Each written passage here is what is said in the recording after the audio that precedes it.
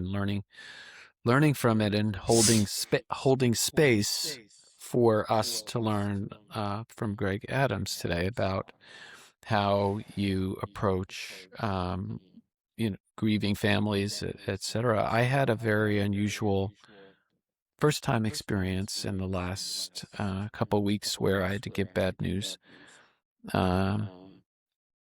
to a family, and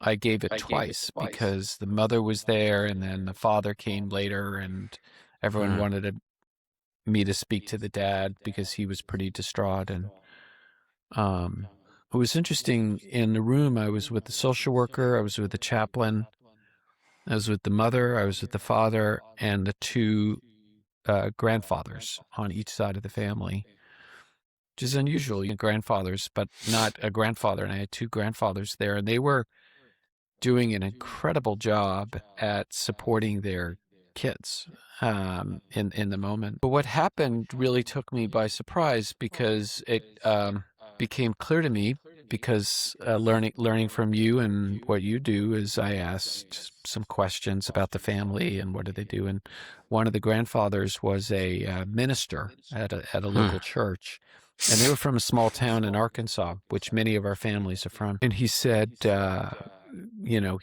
it was clear that he had some skills in support.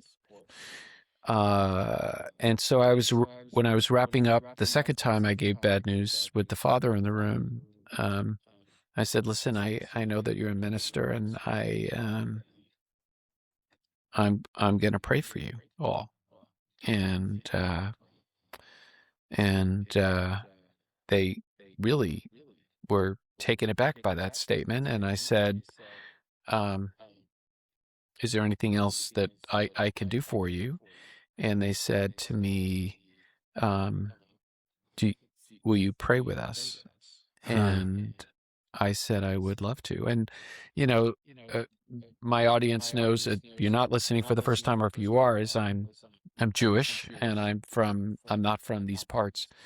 But Jews pray, and Muslims pray, and Christians pray, and people who are atheists pray, and the chaplain who was in the room did a beautiful job, and with the grandfather, in leading a prayer, and we all held hands, and it was an incredibly touching and human experience that I had.